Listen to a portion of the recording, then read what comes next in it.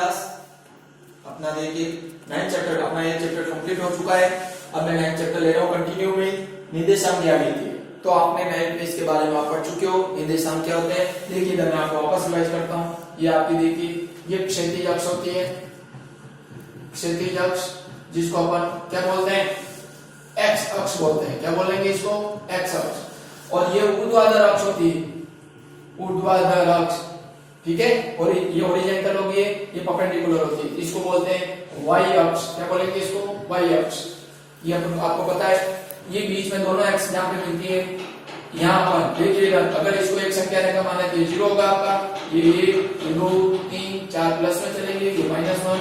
ऊपर Y plus के होते हैं और नीचे वाई क्या होते हैं, माइनस के होते हैं, जो आपने ग्राफ में 9th में पढ़ चुके हो, आता है, आपको पता है। तो अब देखिएगा ये जो मूल बिंदु होता है इसको ओरिजिन यानी मूल बिंदु कहते हैं। और मूल बिंदु को इसकी स्थिति बताना, किसी भी बिंदु की कार्तीय तल में, किसी भी कार्तीय तल, इसको कार्तीय तल बोला जाता है, किसी भी कार्तीय तल, किसी भी समतल में किसी बिंदु की स्थिति को बताना क्या कहलाएगा आपका, उसके निर्देशांक कहलाएंगे। बिंदु को निर्देशित करने वाले हम क्या कहलाएंगे, उस बिंदु के निर्देशांक। तो चूंकि ये मूल बिंदु को निर्देशित, इसका 0 0 स्थिति है, कहीं पर भी नहीं। अब मान लीजिए कोई बिंदु यहाँ है, तो यहां से देखिए किसी भी बिंदु, ये P बिंदु है, तो ध्यान दीजिए इधर इस P बिंदु की स्थिति बतानी है, तो इसका x कोऑर्डिनेट पहले लिखा जाएगा और y निर्देशांक कोऑर्डिनेट या निर्देशांक बाद में लिखा जाएगा। तो अब ये ध्यान रखना, इस बिंदु P की x अक्ष से दूरी कहेंगे ये y निर्देशांक के बराबर होगी, यहां से यहां तक y है, और y अक्ष से दूरी कहेंगे ये x से दूरी के बराबर होगी। तो कोई भी बिंदु होगा उसका अपन ये बताएंगे।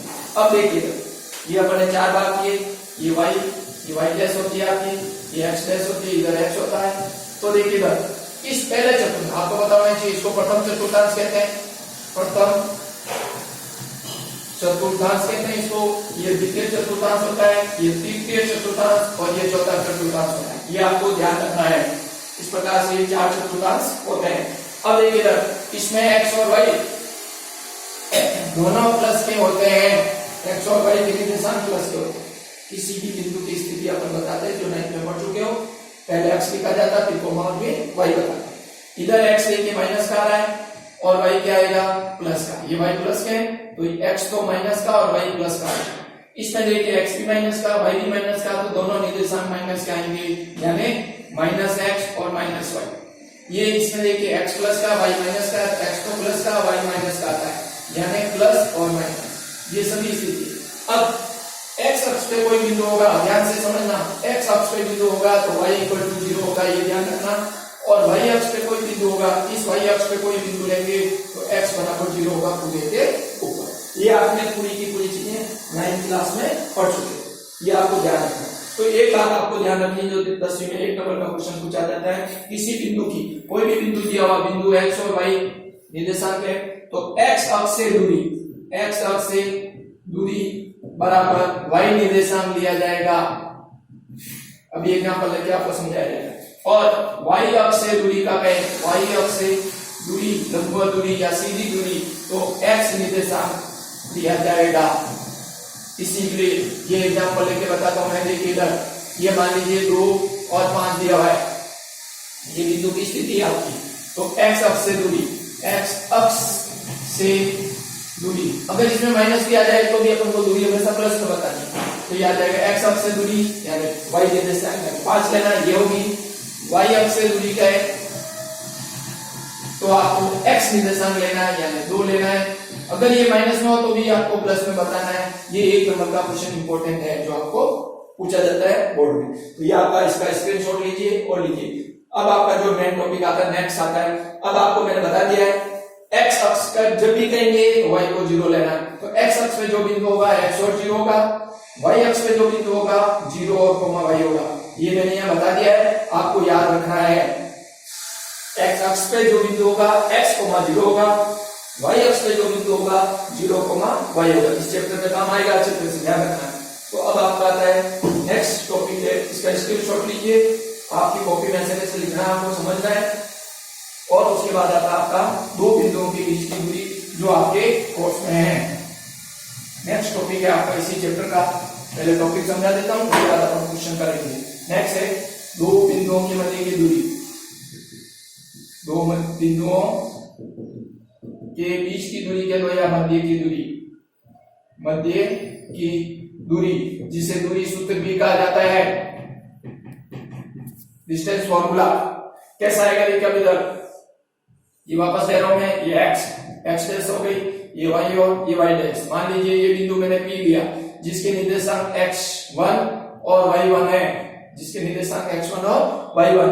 ये मैं Q बिंदु ले लेता है यहाँ, ये ऊपर ये सीधी दूरी होगी दोनों के बीच की दूरी, दोनों के बीच की दूरी सीधी दूरी होगी आपकी Q के निर्देशांक हो गए x2, y2।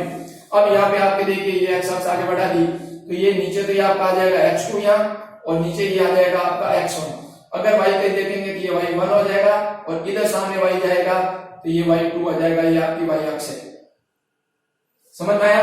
अब मैं इसी को यहाँ पे बढ़ा के यहाँ लंब डाल देता हूँ, मान लीजिए यार बढ़ा दी, तो एक आपका ये समकोण त्रिभुज बन गया PRQ, ये एक समकोण त्रिभुज बन गया। अपन को कर्ण निकालना है, आधार और क्या चाहिए, लंब। ये आधार की दूरी कैसे ज्ञात करेंगे, इस पूरी दूरी में से ये घटा देंगे तो ये दूरी आ जाएगी x2 माइनस x1, सिंपल याद रखना है। फिर ये दूरी ज्ञात करनी इतनी सी, तो पूरी y2 में से ये y घटा देंगे तो ये आ जाएगा y2 माइनस y1, ये दूरी आ गई।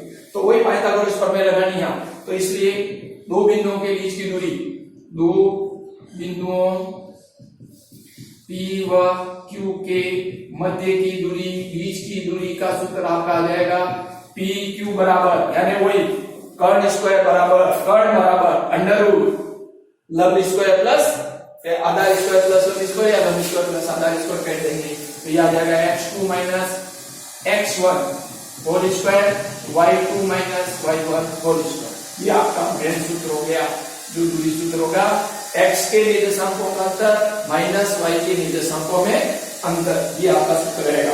अब देखिए ध्यान से समझना, अब x अक्ष को कहते हैं भुज और y अक्ष को कहते हैं कोटि।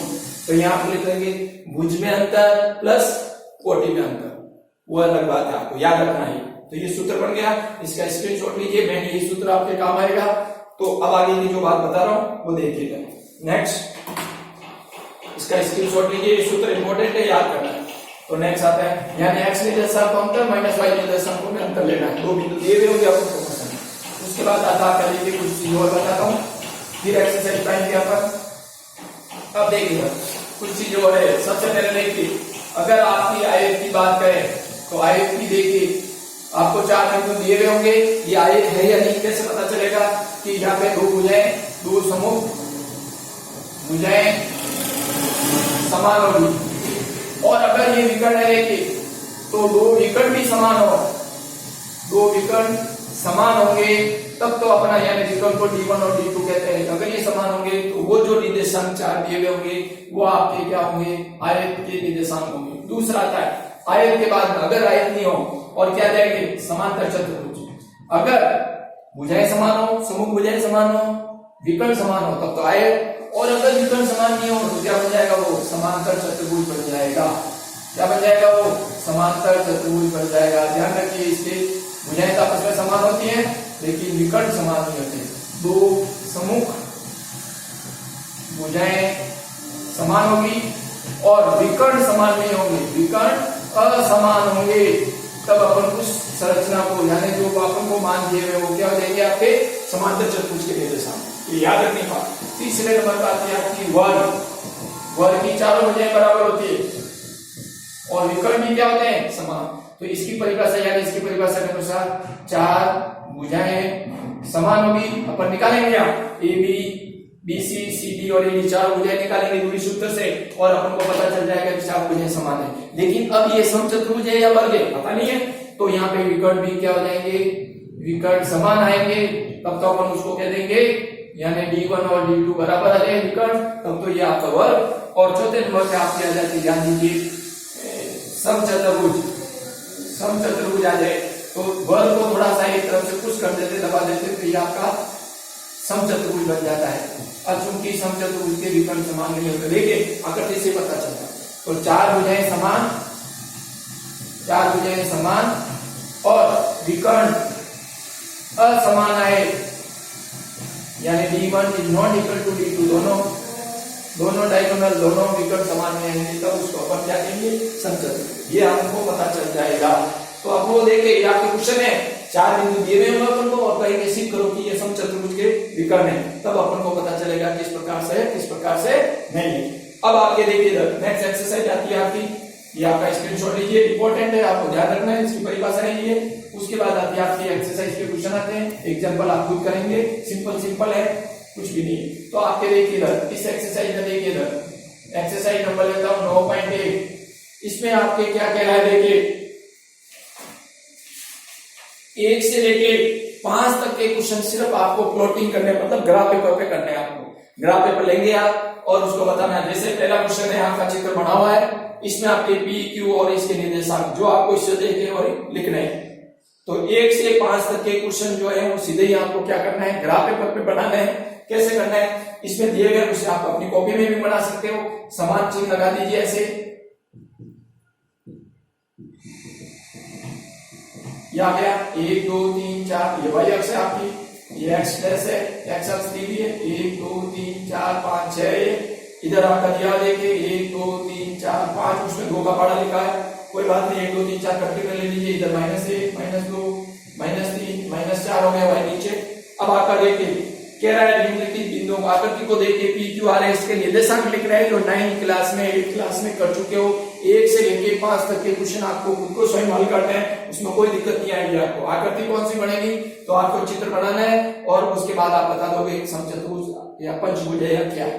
तो जैसे एक पहला क्वेश्चन आपका, इसमें देखिए पी बिंदु आपका दिया है नीचे 5 पे और इधर 3 पे, तो ये 5 के ऊपर चलेंगे, 3 के सामने चल रहे हैं, ये पी बिंदु, तो इसके निर्देशांक होंगे 5 3। तो यहाँ लिख लीजिए पी के निर्देशांक अपनी कॉपी में लिख सकते हैं, पी बिंदु हो जाएगा 5,3, पहले एक्स की वैल्यू। बचे हुए क्वेश्चन इसी में से देखिए। अब क्यू आ रहा देखिए 6 के सामने इधर और -4 के ऊपर, -4 के ऊपर जाएंगे, ये 6 के सामने आ रहा है तो 4 के ऊपर ये क्यू बिंदु है तो -4 हो गए प्लस के 6, तो क्यू के निर्देशांक हो गए क्यू इक्वल टू -4 और ये 6। इसी प्रकार आपका आर आ जाता देखिए, आर दिया हुआ है -2 के सामने और -3 के नीचे, -3 के नीचे चलिए -2 के सामने ये आपका आर, तो -3 -2, तो आर के निर्देशांक हो गए आपके, आर के कोऑर्डिनेट आर इक्वल टू -3 और -2।